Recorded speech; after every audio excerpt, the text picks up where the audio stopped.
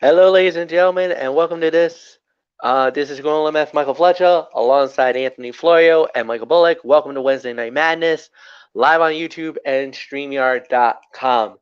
Um, Normally, I would be my jovial self and be more excited. However, based off what I just saw just a few minutes ago in the World Baseball Classic, I'm not really in a chipper mood right now. So I'm happy Puerto Rico has advanced. Uh, Victoria over the Dominican Republic to advance to the quarterfinals of the World Baseball Classic. However, it may have come with a price. And not only is it going to hurt Puerto Rico, this might actually hurt the New York Mets. Edwin Diaz, the closer for Puerto Rico, and more importantly, um, the all-star pitcher for the New York Mets, has suffered a leg injury. And boys, I'm gonna openly admit it. It looks bad. I'm gonna openly admit it. I think it might be an ACL. It looked during a celebration. They kind of were just, jovial, hopping up and down, and I think Edwin Diaz's leg might have went out from under him, and it's a devastating blow. We're gonna try to get more information. We will have more on this tomorrow night on Thursday night on the Thursday night show, On TXN Sports World, and we're going to lead off with this. This and is we're too gonna lead important. off with that. Yeah. So Way too And I'm unfortunately, important.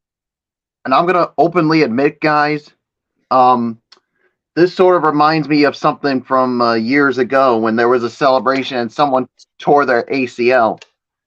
Kendrys Morales. yeah.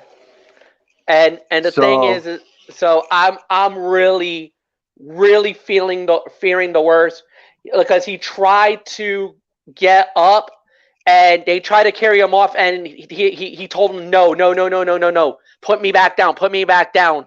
And then if you looked at the leg looked twisted. It looked like it was twisted to the left, not in a place that you would see, and it didn't look conventional. It looked horrible.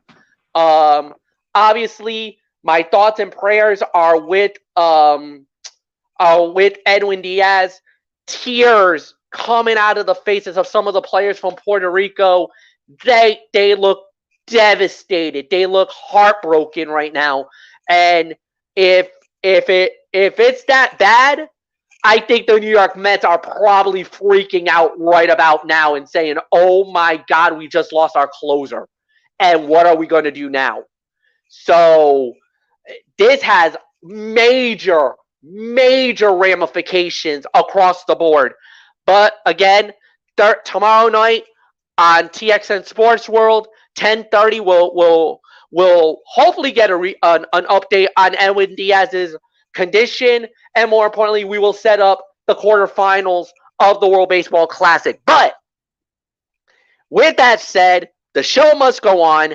And before we get into really the wrestling, there was actually a big announcement that was made earlier today. And we need to start, and we're going to lead off with this. So, like we were at the WWE Monday Night Raw, and during the commercial, they show the commercials on, they showed some of the stuff on the Tron if it was a big announcement, and they did that on the bump that they were going to announce the next inductee to the WWE Hall of Fame, and Ric Flair was going to be in the building. So we turned to the bump. If you were on the WWE Network, if you were on YouTube, or you had it on Peacock, you were watching it. We were all waiting with bated breath for the big news. The next inductee into the class of 2023 of the WWE Hall of Fame is none other than the Great Muta. That's right, the Great Muta is going to be enshrined into the Hall of Fame, and more importantly, one of his legendary rivals in professional wrestling will be introducing him for the Hall of Fame. None other than the 16-time world champion, 2-time Hall of Famer in his own right as a singles wrestler and as a member of the legendary Four Horsemen. Give me a woo! Woo!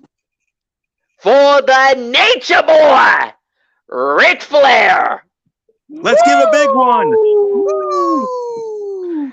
Yes, the limousine riding, jet flying, chick stealing, wheeling dealing, son of a gun is gonna be inducting one of the wildest, craziest, most unorthodox, legendary pro wrestlers of our era, especially of the 1980s and the 1990s.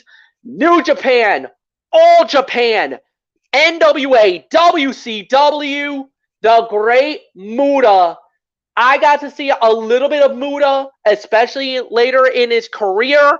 And as a matter of fact, I witnessed his final match that happened just back on New Year's Day, wrestling for Pro Wrestling Noah and going up against none other than Shinsuke Nakamura. It was amazing what this man means to professional wrestling. He broke the landscape. One of the few guys that was able to cross over from Japan and become a megastar in the United States. The Great Muta, of course. The other person that we would recognize in that great position is none other than Jushin Thunder Liger, and Liger's son was also inducted into the Hall of Fame not too long ago. But now the Great Muta will now take his rightful place in the Legends of Legends, the WWE Hall of Fame class of 2023. And I gotta say it, man. We heard rumors that it was gonna be Muta, and we knew for a while. But you know us. We always take things with a pinch of salt. We'll believe it when we see it. Is the way that we always say. But now it is confirmed. It is official. The Great Muta is going to the Hall of Fame. Yeah, I mean, he started in New Japan back in 1984, going into 1988, and he defined professional wrestling. Spending a little bit of some time in WCW, and as a matter of fact, was a winner of a battle royale. And then he really took off in the early 90s, returning to New Japan Pro Wrestling, becoming the IWGP World Heavyweight Champion as well in his career. And the Muta was absolutely one of the greatest guys to do it in the game. There is no doubt about it. Hall of Famer indeed. The wars he had with some of the greatest wrestlers in professional wrestling. He fought with Ric Flair. He fought with Sting. He fought with Ricky the Dragon Steamboat. He's fought with anybody that you think of. He did it. He battled with them. And for me, this was without a doubt the greatest announcement for us. Like I said, his last wrestling days, he wrestled against Shinsuke Nakamura. That was his final one of his final matches in his career. Oh, I don't think there's anything more to say. Anthony Florio, the laundry list of legacy and incredible wrestling by this legend. There's nothing more to say. Congratulations, Great Muta. Welcome to the WWE Hall of Fame class of 2023. MF, I know you want me to pull the resume, but I can't because I'm all right, I got the resume. I got the resume right here. All Japan Pro Wrestling F1 Tag Team Champion once, a Triple Crown World Heavyweight Champion 3 times, 5-time all Japan Pro Wrestling Tag Team Champion, the Yoshigaki Cup in 2010, Carnival champion in 2002, 2004, 2007. Great Baba, six-man cup, won that in 2002. Korakuen Hall Battle Royale winner in 2011. Korakuen Hall Battle Royale Junior Heavyweight in 2011 as well. World's Strongest Tag Determination League winners in 2001, 2007, and 2009. From Pro Wrestling from Florida was the NWA Florida Heavyweight Champion one time, Colonial Wrestling Federation NWA Southern U.S. Junior Heavyweight Champion one time, for Jim Crockett Promotions or WCW, NWA World Television Champion one time, WCW World Tag Team Champions one time with Vampiro, winning the Battle Bowl in 1992. Won the Battle Bowl. New Japan Pro Wrestling. All right. This is where the legacy is. 4-time IWGP Heavyweight Champion. 6-time IWGP Tag Team Champion. NWA World's Heavyweight Champion one time.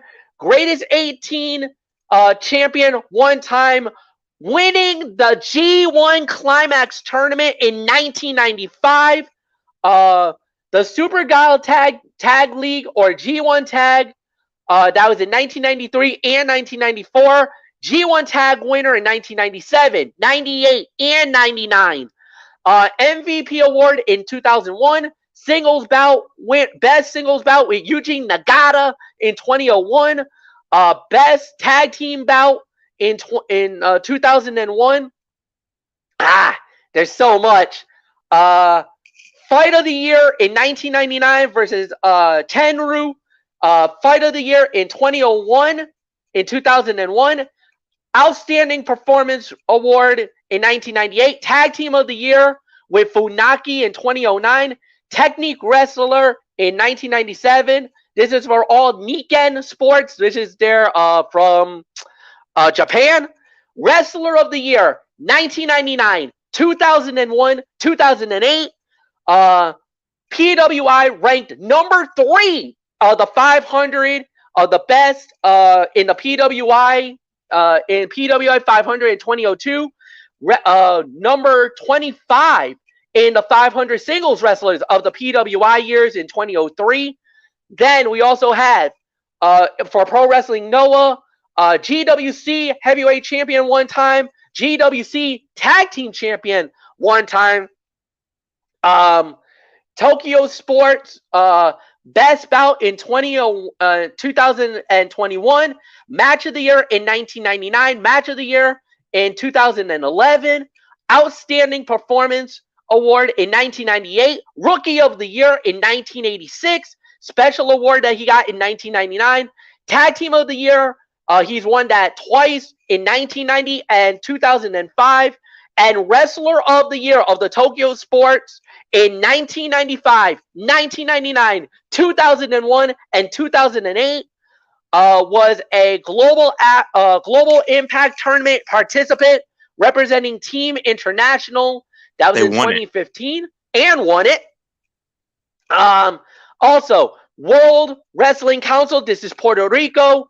The World Wrestling Council, Puerto Rico Heavyweight Champion one time and World Television Champion one time. Wrestle One Champion one time. F1 Tag Team Champion one time. And I'm almost done. Now, a Wrestling Observer newsletter, Best Maneuver for the Shining Wizard in 2001, had the Match of the Year in 2001 with Tenryu, Most Improved Wrestler in 2001, Wrestler of the Year in 2001, Reader's Favorite Wrestler in 2001, and was a Wrestling Observer Hall of Famer in 1999, and yes, he also was the Babamat champion with Shang Chen. That was just another outside promotion, and yes, the final thing that we can talk about, the class of 2023 WWE Hall of Famer Anthony Florio, I need a break. It's all yours, bro. And I will give you one. Yeah, my apologies that I couldn't pull the resume. I'm joining you all via my mobile device here, which will only be for a few more minutes longer. Computer updates. That's why I'm not on my usual device, but I will be shortly. But all right.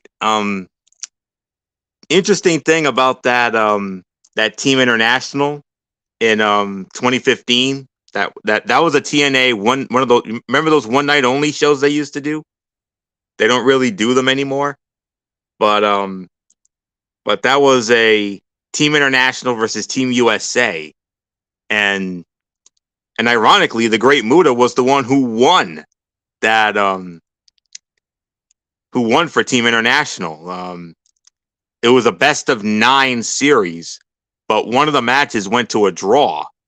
So because of that, they brought in the Great Muta. He went up against Ken Anderson, best known as Mr. Kennedy. They fought in that final match, and the Great Muta won that match, winning for Team International in 2015. So he was the one who scored it. But nonetheless, one of the all-time greats in Japan, obviously. His success in New Japan speaks for itself. He was a former NWA World Heavyweight Champion. He had the big gold belt at one time, and he got that by defeating another Japanese legend, Masahiro Chono. Took the belt off of him, and I do remember him winning the Battle Bowl in 1992. It came down to him and Barry Windham. And by the way, prayers up for Barry Windham, because I know he's been battling serious health issues from a heart attack and so much more recently. So thinking of Barry Windham at this time. Pray he gets better. And of course, the battles with Ric Flair and Sting. And of course, let's not forget about the total package, Lex Luger. And those 4 names, Muta, Luger, Flair, and Sting, were a part of a round-robin tournament at the 1989 Starrcade event, Starrcade 89 Future Shock, at the Omni in Atlanta, that Sting went on to win. He beat Flair in one of their legendary battles, but Muta was a part of that as well. And, just everything he has done for wrestling, especially in Japan. I mean, he paved the way for the Japanese stars of today. If not for the Great Muta, there would not be a Kazuchika Okada. There would not be a Hiroshi Tanahashi. There would not be a Kenta. There would not be a Kushida, a Tetsuya Naito, a Kota Ibushi. Those guys would not even exist if not for the Great Muta. Great Muta was one of the ones who paved the way for these guys, and he made New Japan Pro Wrestling what it is today, and paved the way for those future legends. And of course, Shinsuke Nakamura, and he did the job to Shinsuke Nakamura. And this is obviously WWE's way of paying him back, saying, okay, thanks for doing the job. We're going to put you in the Hall of Fame. How sweet a deal is that? If they did that to me, like, so if I do the job for this guy, you're going to put me in the Hall of Fame? I'd be like, hell yeah, I'll take it. Hall of Fame? Come on. I mean, that's the greatest honor any wrestler can receive. Interesting way of going about it, but nonetheless, regardless of how it came about, he's very deserving of it. An ambassador for Japanese wrestling, and so many memorable matches. And of course, little known fact, he went up against stunning Steve Austin for the United States Championship back at the 1994 Spring Stampede pay-per-view. He lost to Stunning Steve via a rare over-the-top rope disqualification. How about that? And of course, that mist. You can't forget about the mist. Come on. I'm surprised MF didn't mention it, or maybe he did, but I got sidetracked. But he's the one who really made the Mist a household name. And of course, Asuka's doing that nowadays, like we saw the other night in Providence. But nonetheless, congratulations to the Great Muta, a living legend of Japanese wrestling. And a lot of people were saying, why can't Sting do it?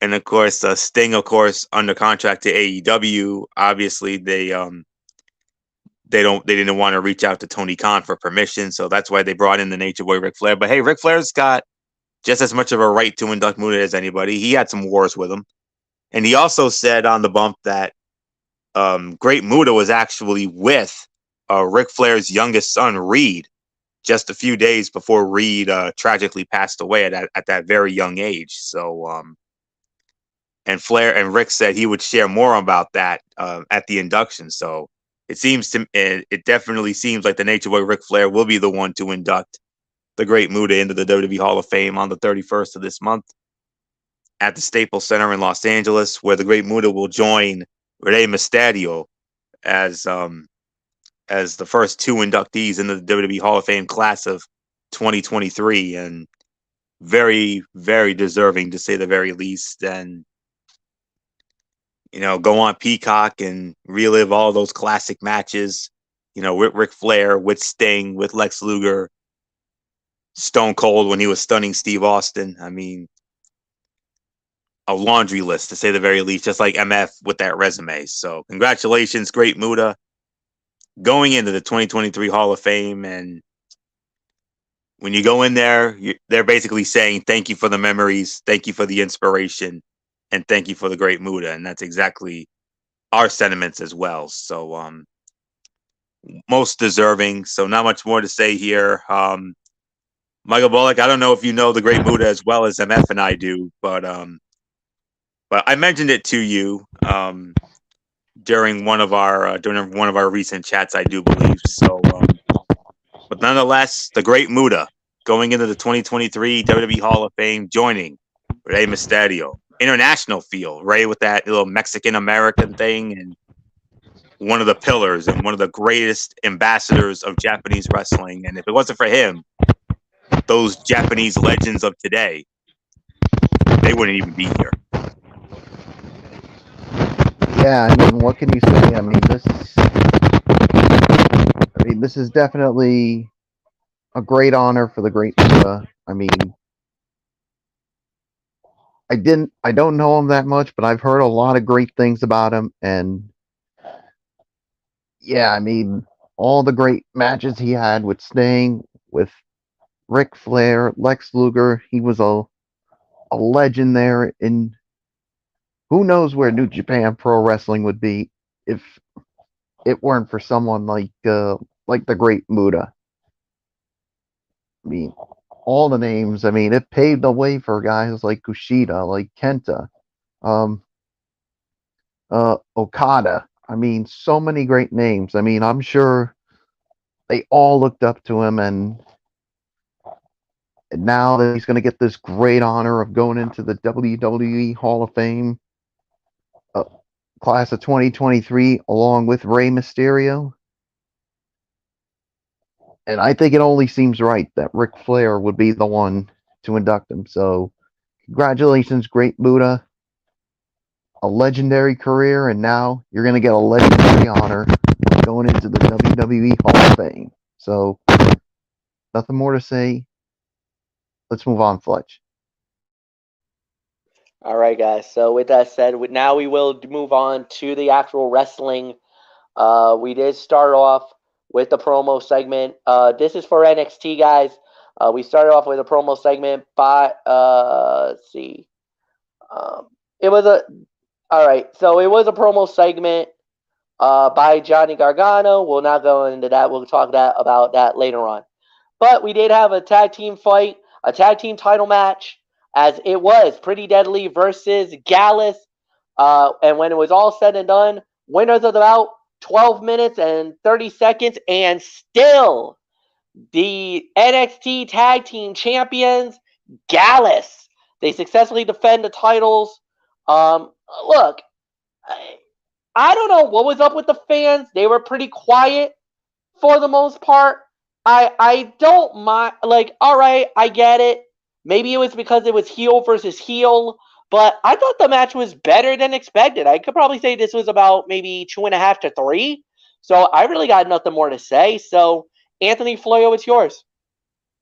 underscored it 3 1/4, 3 1/2, and I'll go as far as call this the fight of the night because this was a very good match. There were definitely some very exciting near falls down the stretch, and the crowd was definitely sidetracked. I mean, because of it was 50-50. It was a toss up, the same as the match, and that's exactly what we got here. And even though this was a rare heel matchup. There were moments where they were actually cheering for Pretty Deadly. There were some moments where they were cheering for Gallus, but nonetheless, the right team definitely did win this match. I'd like to see Gallus get a decent run with these things, and we'll wait and see if they end up having to defend them come Stand and Deliver. We'll have to wait and find out. If HBK and company booked them for that show, they might, they may not. I don't know, but what I do know is this was a 3 1/4 to 3.5 star match. This was a very good match between two of the best teams that came out of NXT UK. I mean, they had some wars down there, and I definitely believe that I don't remember who it was. I think it was Pretty Deadly who took the UK tag titles from Gallus, if I'm not mistaken, or if it was the other way around. But yeah, hats off to these four, putting on a very, very good match, and definitely felt like a takeover premium live event worthy show, worthy bout, if I'm going to be honest with you. And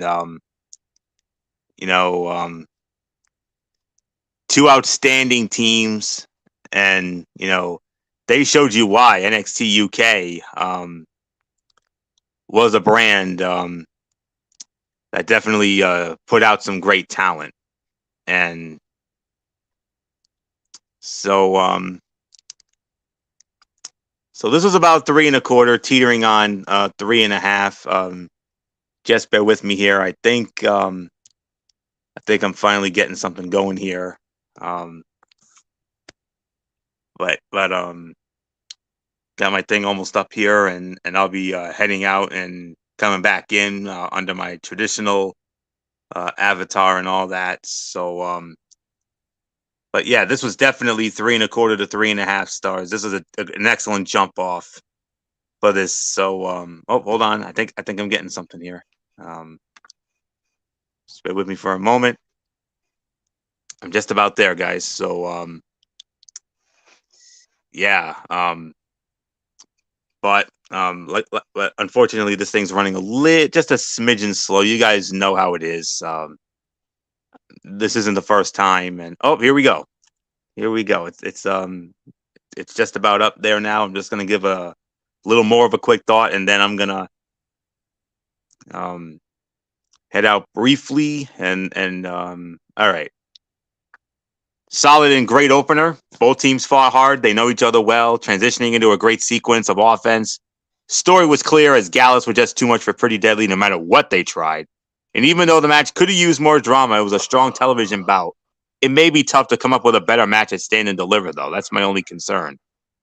And Prince distracted the referee while Wilson bashed Coffee with a tag team championship belt in the back of the head.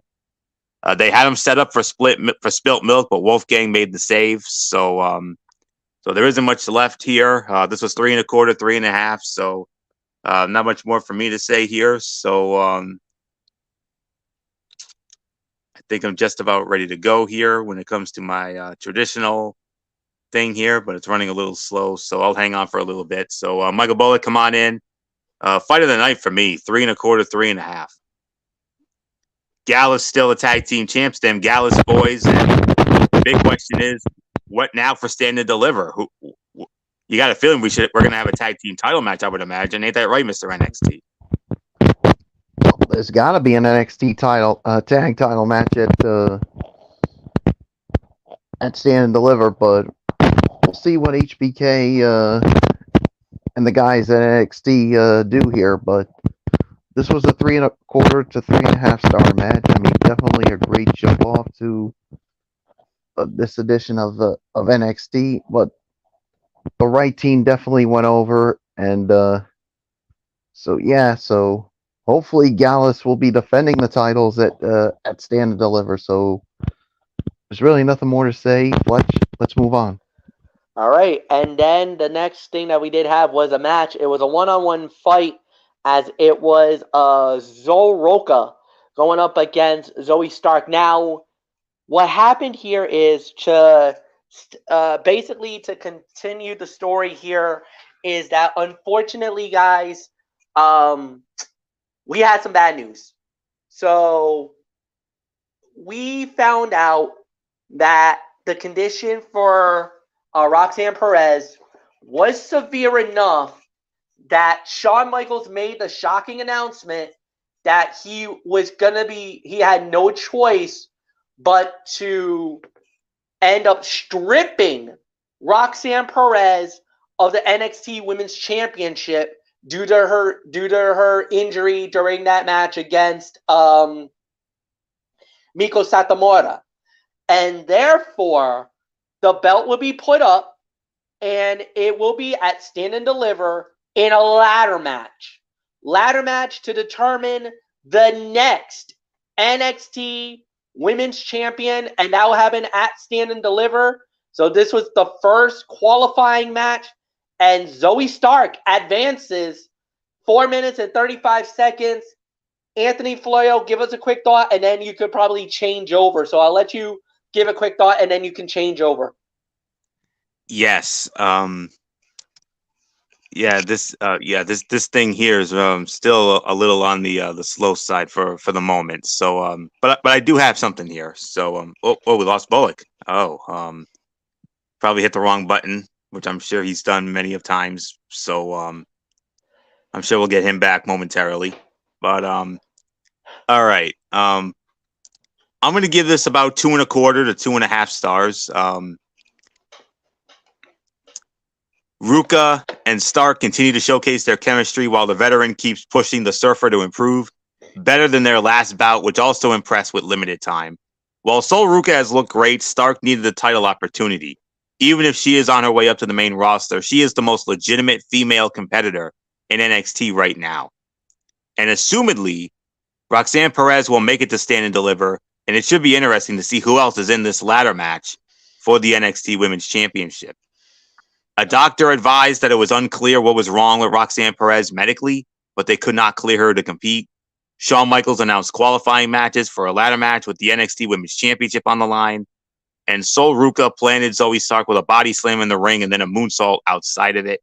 So for me, fun little sprint. I'll give it about 2.25 to 2.5 stars.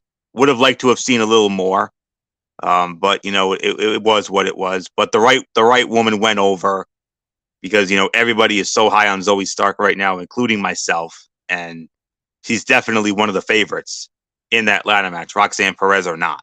So that's just my thought on it. So that was about 2.25 to 2.5 stars.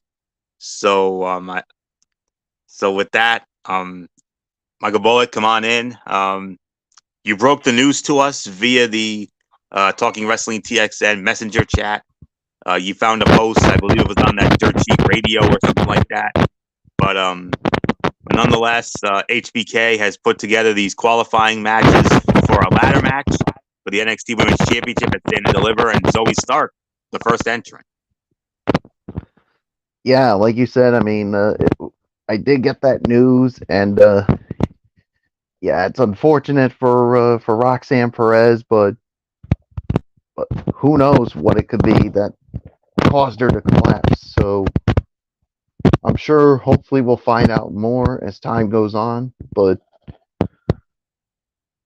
obviously, now we're gonna have some qualifying matches to see who's gonna be in that ladder match for the women's title, and Zoe Stark is the first one. So I'll give it about 2.25, 2.5. It was a fun little sprint. Could have been better. Absolutely, it could have been better. So nothing more to say. It's your Sledge.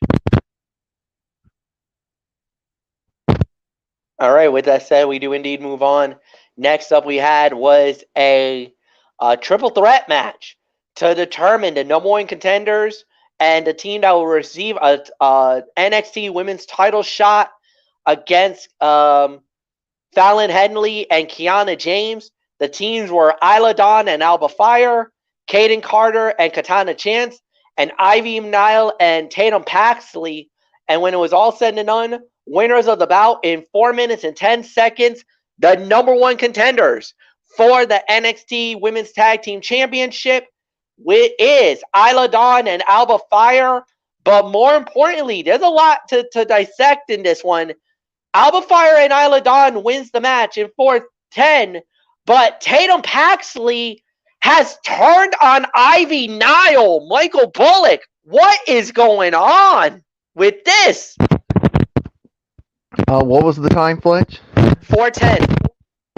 I'll give it about 2 stars. I mean, it was another fine match, but it was definitely too short. But obviously, to me, the right team went over here. I mean, but yeah, Tatum Paxley, I guess you could say she's had about enough of Diamond Mine and Ivy Nile and decided to kick her to the curb, and that she was going to go on her own. So yeah, Ivy Nile's definitely not going to take this lightly. And as far as the tag title match, I'm going to go on the record as saying this. I think we're going to have new champions in Alba Fire and Isla Dawn, because let's just say there's some things going on when it comes to Kiana James and Fallon Henley. So I'm sure you saw it last night. So nothing more to say. It's yours, Fletch. Yeah, no doubt about it. Look, I got to say, it is going to be an interesting to watch, to say the very least. And yeah, at the end of the day, I think it's going to be interesting. 2.25, 2.5 stars. I'll give you that. The turn by that turn is definitely going to be very interesting and something to talk about here. But at the end of the day, I think they did a good job with it. So yeah, it was fun for what it was worth, and there's really nothing more to add. So yeah, Anthony, is yours. Everyone tried hard to make this work, but the women needed more time to get their spots in. This got sloppy down the stretch, and it did not help that it was hard to tell who was legal. The right team won. Fire and Dawn have been the most compelling duo in the women's tag team division as of late. Kiana James and Fallon Henley have done nothing as champions, so it would be a good idea to quickly change the titles again. Tatum Paxley's heel turn was telegraphed, but it still felt poorly timed. She and Ivy Nile should have had more time to work together before feuding. The tag team division, I thought, needed them, to be honest with you. And Paxley told Nile, "We were never a team," before jumping off the apron. And when Nile went to the outside, Paxley caught her with a soccer kick to the gut. So, yeah, not as good as the other women's match. I can only give this about 1 to 1.5 for the effort. So, definitely a bit of a mess. So, so there isn't much more for me to add to this. So, 1.5. But the right team did win, and I'm with Bullock on this one. We're definitely looking at new women's tag team champions. And if, God forbid, James and Henley pull this thing out at Stand and Deliver, it'll be the most shocking, one of the most shocking results in history. But MF, we're looking at new champs, bottom line. So, all right. So with that, let's continue on. All right. So next up, we had was a match. Dalvacado going 1-on-1 with Apollo Crews. Dalvacado winning the match in 8 minutes and 45 seconds. Entertaining fight. I thought it was a better than expected match. I think it could have gone a couple of different ways, but it was fun for what it was worth. I think they did a really good job with it. Good body of work, and there's really nothing more to add here. So Anthony Floyo, I say about 2.5 stars. It's yours. Yeah. Okay. This was all about making Dalvacado look like a beast, and Apollo Crews did more than that. He made him look like a top guy in just one match. It was arguably one of the most complete performances from the Nigerian Warrior. He worked around his rival's limitations to give him the best match of his career. It's hard to imagine Kato won't go straight for NXT Gold after this win, Well, Cruz might just head back to the main roster again. Cruz brought the fight to the big man outside the ring before the bell, and the Nigerian Warrior nearly took the win after planting the big man and hitting him with a frog splash. So I'm going to go as far as to call this my sleeper fight of the night. I'm actually going to give this about 2.5 to 2 3/4 of a star, maybe even 3 for that effort. So very well done, to say the very least, and don't know what else there is left for me to say on this that hasn't been said already. So sleeper fight of the night for me, 2.5 to 2 3/4 of a star. Michael Bullock, your thoughts?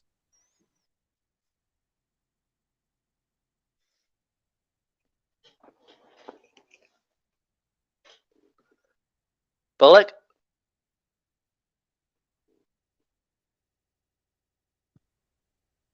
Oh, there we go. There he is. Yeah. Be right back, guys. Yeah. All right. Yeah. This was a 2.5 star match. I mean, this was surprising. I mean, I thought this was going to be a mess here, but yeah. I mean, kudos to Apollo Cruz for making for making Dabba-Kato looking good here, and so yeah. I mean, there's really nothing more to say. So let's move on. All right, and with that said, we do indeed move on. Kiana James versus Gigi Dolan. This is the second of the ladder match qualifying bout, and it was Gigi winning the match in 2 minutes and 45 seconds. We don't really need to talk about that. Then there was a lot of stuff that broke down from here on in. Then there was a brawl between Johnny Gargano and Grayson Waller. Waller was at Gargano's house. Gargano went down there, started brawling. Then we had Brooks Jensen, Kiana James, Josh Briggs, and Fallon Henley. We had a whole crazy thing with that. Then Pretty Deadly overseeing and then at the end we had Pretty Deadly overseeing the contract. Basically the contract situation as it pertained to the NXT title fight, as it was Braun Breaker and Carmelo Hayes. And yeah, this was pretty interesting to see in itself. So Michael Bullock, I will give it to you, my friend. So because Anthony is signed off for the moment, so give me your thoughts on Braun Breaker and the Braun Breaker situation. Well, I'll tell you, MF. I mean, you could say that. I mean, these two definitely they respect each other, but know that both of them really want this very badly. But it was a nice build, but obviously both of them. I mean, they actually took out Pretty Deadly after this, and just simply stared at each other. So it was a good build leading up to this big NXT title match at Stand and Deliver. So nothing more to say. I'll give it to you, Fletch. All right. Yeah, it was good build. I think we can agree with that. And there's really nothing more to add. So Michael Bullock, I'll leave it for you. Give me your overall thoughts on NXT. I'll give it about 6.5 to 7. I mean, I thought it was an okay edition of NXT. I mean, you had one dud match, but some of the other matches were short. But yeah, I mean, I thought this was pretty much an okay show. But I'm leaning more towards, you know what? I'll say 6.5. So it's yours, Fletch. Yeah, it's a 6.5 show. Could have been a lot more better, but at the end of the day, it served its purpose. There's really nothing more to add here. Anthony is trying to get in, and it's not letting him through. So, yeah, So he might have to come back on his cell. He might have to come back to his cellular phone to finish the show because it is not letting him through on his computer. So again, 6.5, no doubt about it. And we are going to now shift gears, and we are going to be going into AEW Dynamite. So with that said, let's start it off. Oh, wait, hold on. All right, I think we got Anthony now. So Can you hear me? Yeah, we got you, man. All right. All right, so give me your thoughts on Catch me up. Well, where All right. I catch up? All we just got into was the promo segment at the end. Oh, all right. Yes. NXT is banking on the importance of that match as a milestone in brand history. The two played this straight throughout. Two dominant champions settling the score. It was a solid segment, but NXT maybe putting too much faith in the match to sell itself.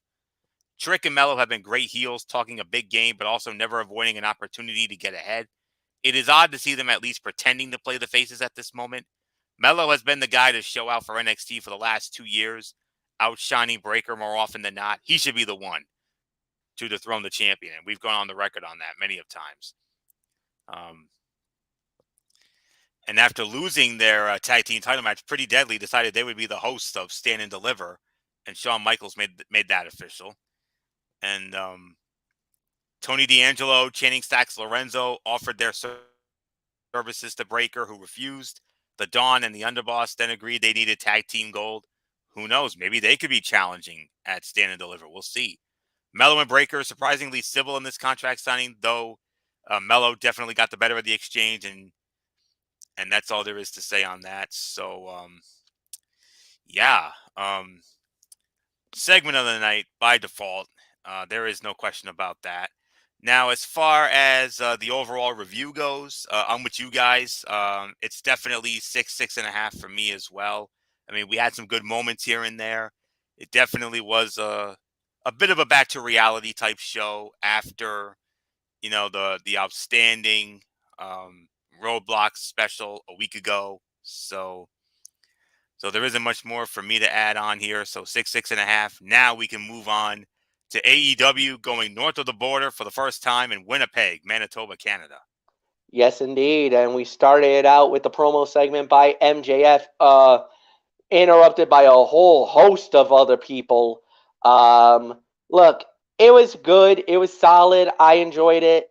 Obviously, you now see the body of work and how it's setting up everybody who wants a shot at the AEW World title. So there's plenty of opponents for Mr. MJF. There's really nothing more to add. So Michael Bullock, actually Anthony Floyer, I stand corrected. I'll give it to you. Yes. Did you notice something about that segment? The 4 pillars of AEW. That's who was out there. And I mean, yeah, this was a very exciting way to start it off. By default, I guess we could call this the segment of the night. Actually, I think there was one other segment on this, but nonetheless, this was a very, very good, good way to start the show here. And just bear with me for a moment here. All right. Hot start to the show and a fantastic way to introduce prospective new challengers to the title picture. MJF, Jungle Boy, Sammy Guevara, and Darby Allin have long been billed as the 4 homegrown talents around whom AEW would be built. In this era of the company where it is of the utmost importance for Tony Khan to start looking ahead, now is absolutely the time to move on this match. Double or Nothing will mark 4 years since the birth of the company. There's no better way to highlight where the company has come from and where it is going than by booking this 4-way clash for the title in the main event of that show. Props to Sammy Guevara for showing up and delivering a heated promo that differentiated from the normal arrogance that has dominated his mic work. He reminded viewers of the young star that once overcame early hate to become one of the most popular competitors in the inner circle. And, of course, there was a vintage MJF intro that he had Justin Roberts read. We're not going to really get into that. MJF did garner cheap heat with a knock on Bret Hart that concluded with, "We all know Shawn was better anyway." He said, "I am no longer a man. I am Iron Man," playing on his victory over Danielson at Revolution. The crowd erupted for Darby Allin. And all three prospective challengers said in stereo simultaneously, "I want a title match." And Jungle Boy had the quote of the segment. "We all have to sit back there and watch you do 20 minutes of the same hokey BS every week." Loved that. And then Sammy said, "When I finally got here, I was told I was only supposed to be the Inner Circle's job guy. I was only supposed to be the bump guy for Chris Jericho. But I overcame every obstacle put in front of me and became a champion 3 times over." And then MJF said, "I am the only pillar that can keep this place up." So, fantastic segment to start the show here. Segment of the night, no doubt about it. So, not much more for me to add on to this. So Michael Bullock, think about it. I think we have our main event at Double or Nothing here. I think we're looking at a potential fatal 4-way here: MJF, Jungle Boy, Sammy Guevara, and Darby Allin. The 4 pillars of AEW possibly battling it out, maybe in the main event of Double or Nothing Memorial Day weekend. Yeah, I mean that could be something really good for Double or Nothing if they do make this match official. But yeah, I definitely enjoyed the promo.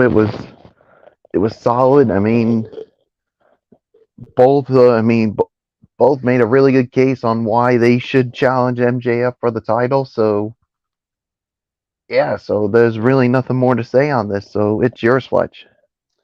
All right, so the next thing that we did have is a 6-man tag team fight, as it was the Blackpool Combat Club against the Dark Order and Hangman Adam Page. It was the Blackpool Combat Club getting the victory in 13 minutes and 20 seconds. Anthony Floyo, you lead off. Second best fight of the night, 3.5 to 3 3/4 of a star. Really strong match, which should not have been much of a surprise based on the key figures involved. What made it better was the crowd's devotion to Stu Grayson and the idea of the underdog scoring a comeback victory. It did not happen, which actually further established BCC as a legitimate heel act, despite one of the most popular stars in AEW history leading it. John Silver and Alex Reynolds making the save and Evil Uno showing out as much as he did suggests we may be poised for a big blow-off match at some point soon. Perhaps maybe a blood and guts match with these guys. I don't know. Thunderous ovation greeted Stu Grayson despite his unceremonious disappearance from AEW television. "We want Stu" rained down from the stands as the fans voiced their desire to see their fellow countrymen back in the squared circle. Stu Grayson also endured 2 pile drivers and still managed to kick out at 2. Hangman attempted to set up for the buckshot lariat, but Wheeler Yuta snuck into the picture and blasted him with the ring bell. Dark Order delivered a cannonball 450 splash combo to Moxley for a great near fall, then followed with fatality for another as Yuta just narrowly broke up the pin. John Moxley retained the Bulldog choke after the break, further establishing Blackpool Combat Club as the heels in this feud. And John Silver and Alex Reynolds made the save, clearing the heels out of the ring and standing tall. A lot more than this that meets the eye here, no doubt about it. 3.5, 3 3/4 of a star, second best fight of the night. Michael Bullock. Wow, Blackpool Combat Club and Dark Order. I mean, this feud is far from over. Maybe we're looking at perhaps another blood and guts match, not just for the women, but perhaps these guys too. Yeah, I definitely could see that. I mean, especially with the way these 2 teams certainly despise each other. But yeah, I'll give it 3.5, 3 3/4. I mean, a fantastic match, second best fight of the night. I mean, but yeah, I mean, I certainly enjoyed it. I mean, the Dark Order, especially with Stu Grayson, basically giving it all their all. But yeah, this feud is far from over. So 3.5, 3 3/4. It's yours, Fletch. All right, yeah. I say 3 1/4. No doubt about it. Solid match. Could have been a lot better in certain areas, but it was solid for what it was worth. All right. So next up, we did have was Jade Cargill. She issued an open challenge to anybody who was from Canada for a title match. Nicole Matthews answers the bell for the match, and Jade Cargill destroys her in 40 seconds. Dud, worst fight of the night. Renee Paquette calls her out on it, saying, wait a minute. You said that you wanted the best of Canada, and that's what, and then Jade tried to muscle with Renee, saying, well, saying that you're from Canada, and she was about to pick a fight with her. Well, somebody from Canada stepped up. One that me and Anthony Floyo knows really well. Taya Valkyrie shows up in All Elite, and she is All Elite. AEW's got La Loca, the Reina de Reinas champions of AAA, and one of the longest reigning Impact Knockouts champion in the company's history. We don't have to talk about the match because the match is a complete and utter dud. But Anthony, this was the person we were hoping to see, and they pulled the rug out from under us. Yeah. I'll tell you, considering how much of a holding pattern Jade Cargill has been over the last year, bringing Taya Valkyrie in feels like a step in the right direction toward reestablishing the TBS champion as a force in AEW. Cargill is a star who should be doing a hell of a lot more than she has been, and if that means a feud with Valkyrie and even potentially losing the title to her, so be it. Anything to get her past these flavorless squash matches that help absolutely no one at this point. Valkyrie's arrival generated a nice reaction, and the confrontation with Cargill worked. Whether there is enough from a storytelling perspective to get the match over more than other recent TBS title matches is the question. But yeah, I agree. The match was a dud. But Taya Valkyrie, former Knockouts champion, of course, the Reina de Reinas champion. We know her history with that as well. One of the greatest, if not the greatest one, to ever hold that title. So, of course, the wife of John Morrison, as we all know. So, of course, she was, the heart and soul of the women's division in Lucha Underground. I mean, that's how I first knew her. And MF, I'm sure, knew her probably before that because of the AAA. But yes, her and Jade Cargill, I could get with that. Absolutely, I could get with that. And on top of that, I would not be surprised if Taya Valkyrie is the one who ultimately, finally dethrones Jade Cargill as the TBS champion. It wouldn't surprise me in the least. So not much more for me to say here. Michael Bullock, we've been wondering who is ultimately gonna dethrone Jade Cargill for that TBS championship and hand her first loss. I think we finally found that woman in the form of La Rira Loca, Taya Valkyrie, formerly Frankie Monet from NXT.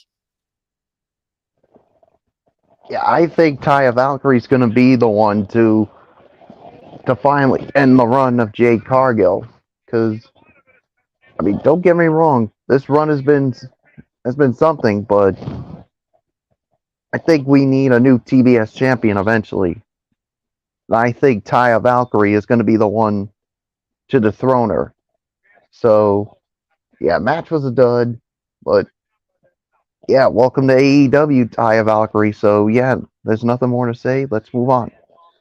Yeah, nothing more to say. So we're going to indeed move on.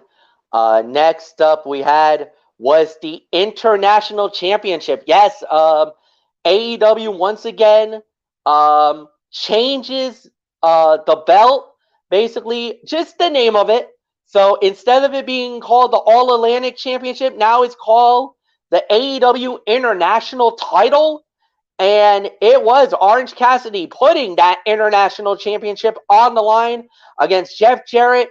Orange Cassidy winning the match in 13 minutes and 41 seconds. I believe this does indeed go to Anthony Floyo. So, Floyo, it is yours.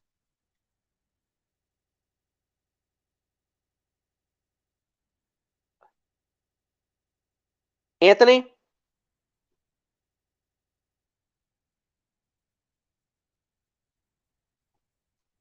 All right, I guess I'll have to toss it to Michael Bullock then. So, Bullock, I'll give it to you then.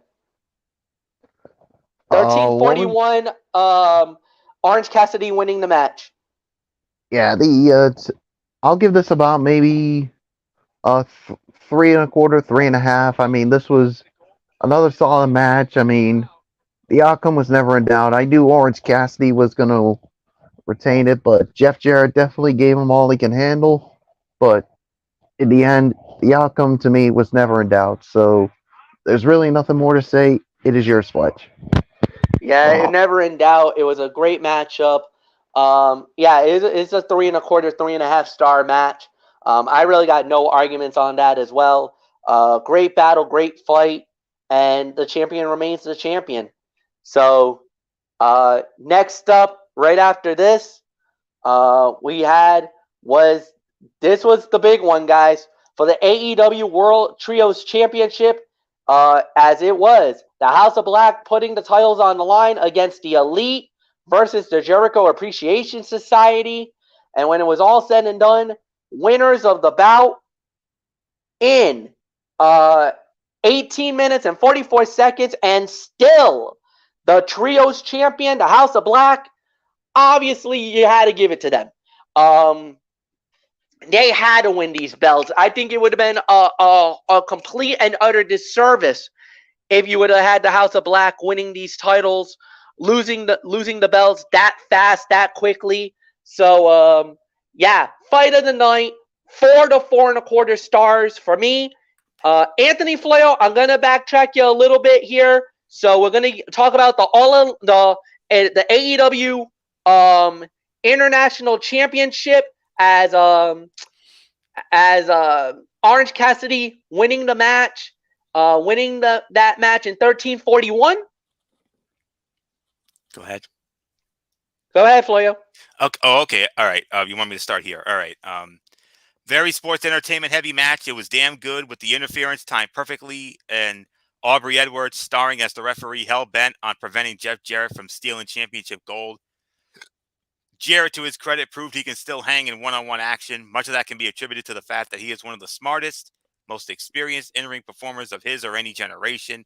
He gets it and knows what he has to do to make the guy he is in the ring with, and this was evidence of as much. Cassidy swapped the All-Atlantic title for the new International Championship. Freshly squeezed. All right, and Satnam Singh threw Orange Cassidy back into the ring like a rag doll. Jarrett taunted the Canadian fans, applying the sharpshooter to Cassidy, who powered out, reversed it, and applied one of his own. Referee bump led to Sanjay Dutt sliding Jarrett's trusty guitar to him, only for Aubrey Edwards to stop him from using it. Cassidy feigned being injured by Singh, and Edwards booted the heels from ringside. Lethal blasted Cassidy with the Golden Globe, leading to a great near fall, and Trent Beretta wiped Lethal out, ensuring things would be one-on-one down the stretch. Another 3.5 to 3 3/4 of a star. Do I need to talk about the women's segment? No. Okay. Because we never mentioned it. Okay. And the main event, the House of Black winning in 18-44. Fight of the night, 4 1/4 to 4.5 stars. That's how you execute a cliffhanger. Hangman has not been a member of the Elite for 2 years now. Their friendship dissolving during Hangman's inner battles. There have been teases across the Being the Elite YouTube show, and Hangman even alluded to reuniting with old friends a month or two ago. It looks like a reunion with the Elite is coming sooner rather than later. Against a seemingly unstoppable, nastier-than-ever Blackpool Combat Club is the right place to start. Chris Jericho and Kenny Omega showed up and showed out, motivated by the love shown them by the hometown fans, while the House of Black again looked like a badass force of nature that will be difficult to unseat as trios champions. Damn good way to wrap up the show. Action-packed main event, saw the action steadily break down late, and despite overwhelmingly positive reactions for the city's favorite sons, it was the united force of House of Black that fueled them to a successful trios title defense. The reaction for the Elite and JAS, then the T showdown between Omega and Jericho was deafening. Of course, the champs broke up said showdown to a ton of heat. Big pop for Kenny, receiving the tag from Nick Jackson. Omega and Jericho again came face-to-face, this time cutting off House of Black and finally exchanging fists. Omega sized up Matthews for a V-trigger, but Jericho took him down mid-run with the walls of Jericho. Jericho and Omega worked together to deliver a superplex to King, and came through a battered Guevara into the corner, daring Jericho to enter and fight all 3 House of Black members. And then Omega broke up the pinfall attempt after Dante's Inferno, saving Jericho. 4.25 to 4.5 stars. Fight of the night overall review. Let's go. All right. Actually, Michael Bullock, you gotta talk about the main event. Oh, all right. Yeah, 4.5 for me. I mean, fight of the night, no doubt about it. I mean, the outcome was never in doubt. To have the House of Black lose the titles this soon would have been a travesty, but this was the right call here. But great job by both teams. So now let's get into our overall thoughts. And Anthony Florio, you lead off. 7.5 to 8 for me. It was bookended. The first match and the main event, those were the 2 show stealer matches. Of course, you had that great opening segment with MJF and the Pillars there. That was very well done. And we got a big surprise in the form of Taya Valkyrie making her debut in AEW. Big coup for that women's division, no question about it. And all the other matches, and we had a very good All Atlantic match as well. You know what? I'll give it 8 out of 10. Maybe 8, teetering on 8.5. Because the only bad match we had was Jade Cargill and Nicole Matthews for the TBS Championship, but the other matches were solid to good to great, and then a very good opening segment to start things. So yeah, about 8.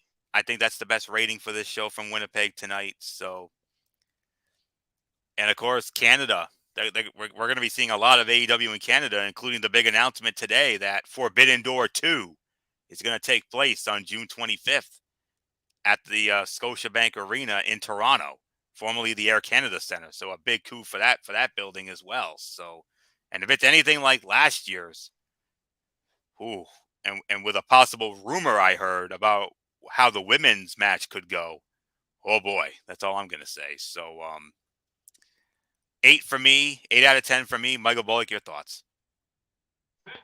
Yeah, 8 for me as well. I mean, that TBS title match was the worst fight of the night, but I enjoyed everything else about it. So yeah, there's really nothing more to say. Fletch, it's yours.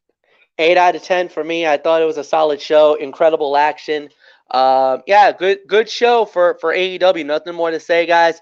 So we're done. We're out of here. Tomorrow night is TXN Sports World, hosted by Anthony Florio at 10:30 Eastern. We got a lot. We got the World Baseball Classic. We're going to be setting up the quarterfinal stuff. And if we get any news on Edwin Diaz, we will have it on the show tomorrow. Also, Hot Stove in the NFL.